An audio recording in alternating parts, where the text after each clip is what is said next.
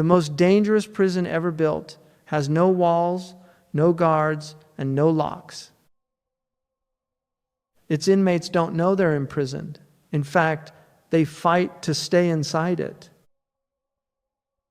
In 2009, before social media had fully taken over, a Pulitzer Prize-winning journalist walked into professional wrestling arenas, pornography conventions, and Ivy League universities.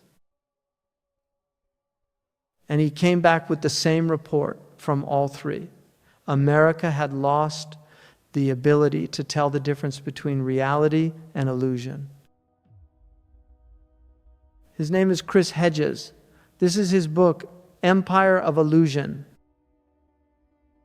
And what he described in 2009 is the world you and I live in right now, only worse. Chris Hedges is not a detached academic. He is a war correspondent who spent 2 decades reporting from conflict zones, Bosnia, El Salvador, Iraq, Sudan. He won the Pulitzer Prize in 2002. He is also a trained Presbyterian minister who studied at Harvard Divinity School. That combination, journalist and clergyman, shapes everything about how he writes. Critics call his prose a Jeremiad, the lament of a prophet watching a civilization destroy itself from the inside. He is not writing from outside American culture. He is writing from inside it, with the eyes of someone who has seen what real collapse looks like in other places and recognizes the same patterns forming at home. The book has 5 chapters. Each one is named after an illusion, and each one shows how that illusion has replaced the real thing in American and increasingly global life. The illusion of literacy, the illusion of love, the illusion of wisdom, the illusion of happiness, and the illusion of America itself. Let's go through them one by one. The illusion of literacy. Hedges opens unexpectedly with professional wrestling. He goes to a WWE event and watches tens of thousands of people completely absorbed in scripted violence, manufactured villains, and fake heroism. And he makes a comparison that stops you cold. This, he says, is Plato's allegory of the cave. People chained to a wall, watching shadows on a screen, convinced the shadows are reality. But wrestling is just the entry point. The real argument of this chapter is about what happens when a culture stops reading and starts only watching. Up to 1/3 of Americans are functionally illiterate. They can read words but cannot process complex written arguments. That number was true in 2009. It has not improved. What fills the vacuum left by literacy, celebrity, spectacle, emotion, entertainment dressed as news, image dressed as argument? Hedges' point is that a population that cannot read critically cannot think critically. And a population that cannot think critically cannot resist. It can only be managed. The illusion of love. This is the most uncomfortable chapter in the book, and the most important. Hedges travels to a pornography convention in Las Vegas and spends time interviewing the women who work in the industry. What he documents is not glamour. It is industrial-scale degradation. Women systematically broken down, their trauma monetized, their suffering packaged as entertainment.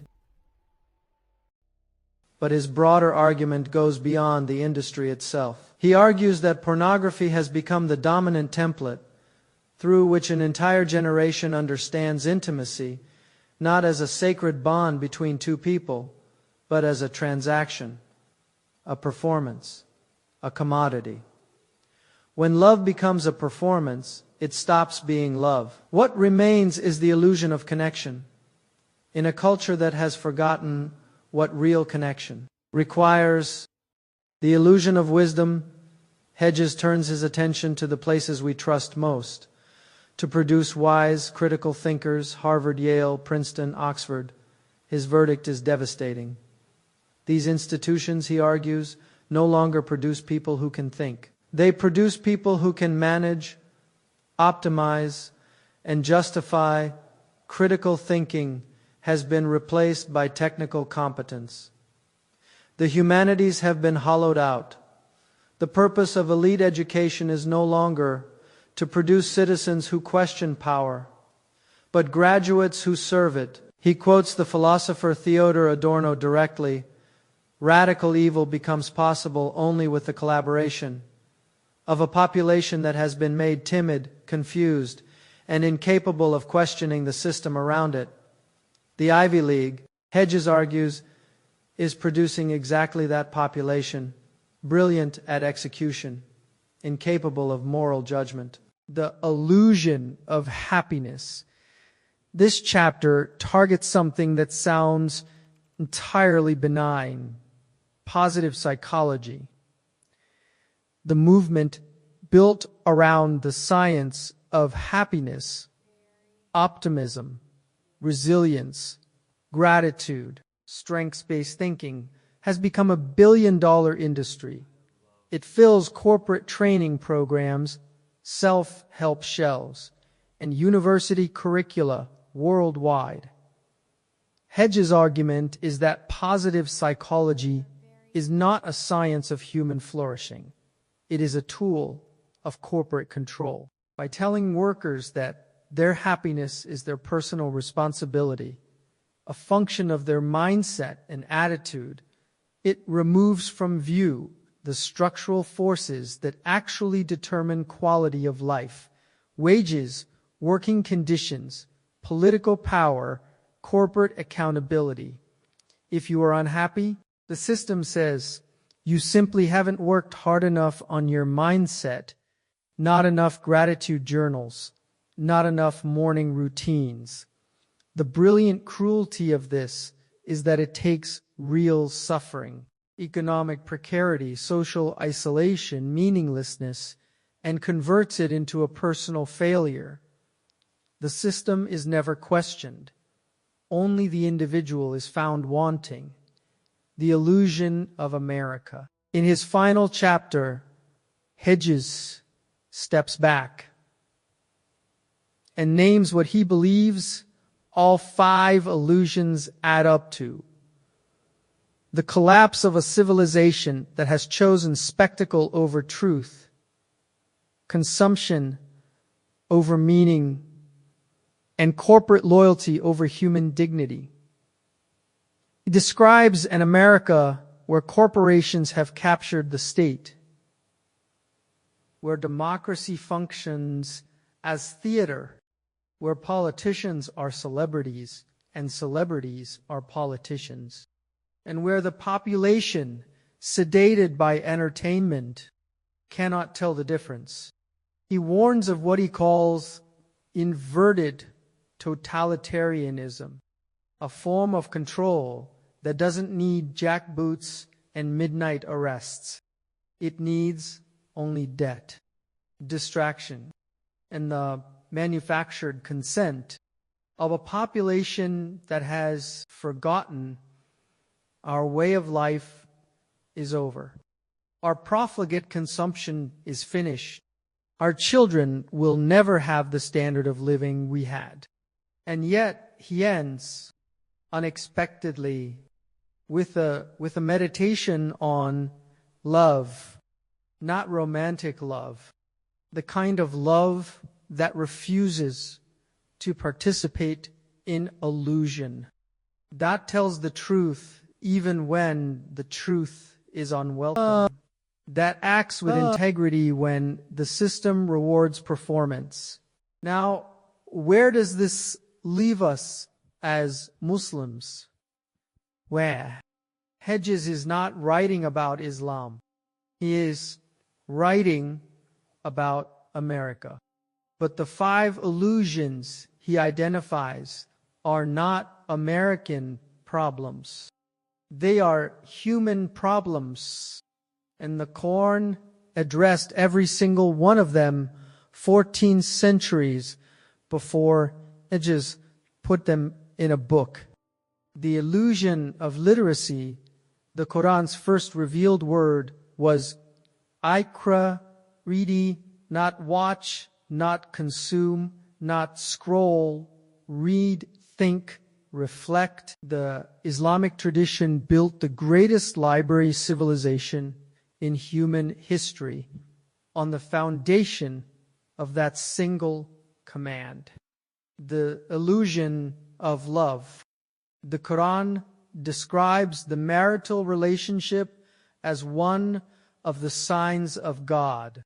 He placed between you mawadda and rahma, deep affection and mercy, not transaction, not performance, not commodity, sacred covenant, what Hedges mourns as lost. The Quran enshrined as divine, the illusion of wisdom. The Quran distinguishes between ilm and hikmah, knowledge and wisdom. You can have one without the other. The scholar who uses knowledge to serve power is explicitly condemned in the Islamic tradition as one of the most dangerous figures in society.